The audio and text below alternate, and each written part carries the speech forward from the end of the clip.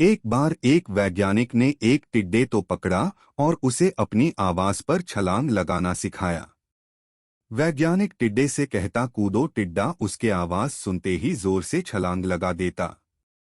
अब वह वैज्ञानिक था तो प्रयोग करना बनता ही था। उन्होंने टिड्डे की छलांग पर प्रयोग किया। वैज्ञानिक ने उसकी एक टांग तोड़ दी और फिर बोला कूदो। अब टिड्डे की छलांग की दूरी कम हो गई।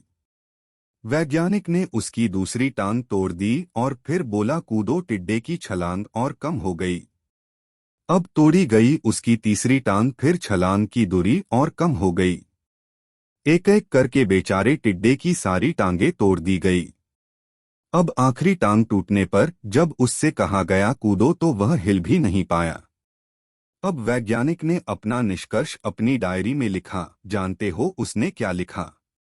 जब टिड्डे की एक टांग तोड़ी गई तो वह थोड़ा बहरा हो गया।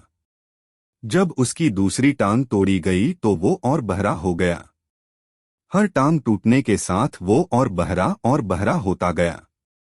और सारी टांग टूटने के बाद वह बिल्कुल बहरा हो गया। अब जोर जोर से चिल्लाने का भी उस पर कोई असर नहीं हुआ। वो तो अपनी जगह से हिला तक नहीं, छलांग लगाना तो दूर की बात थी। इस कहानी को सुनकर सभी को ऐसा ही लग रहा है ना कि क्या मूर्ख वैज्ञानिक था, इतनी सीधी सी बात उसे समझ में नहीं आई। या कुछ लोग ये भी सोच रहे होंगे कि ये तो किसी बच्चे को भी पता है कि टिड्डे की छलांग उसके टांग टूटने की वजह से कम होती जा रही थी, ना कि वह बहरा हो गया था। दोस्तों, हम सभी जीवन में कई बार ऐसे ही मूर्ख बन जाते हैं। कई बार जीवन में दो घटनाएं एक साथ ऐसे घटती हैं कि उनका एक दूसरे से कोई संबंध होता ही नहीं, फिर भी ऐसा लगता है कि गहरा संबंध है। कभी कभी दिखता कुछ और है लेकिन समझ कुछ और आता है और वास्तव में होता कुछ और है।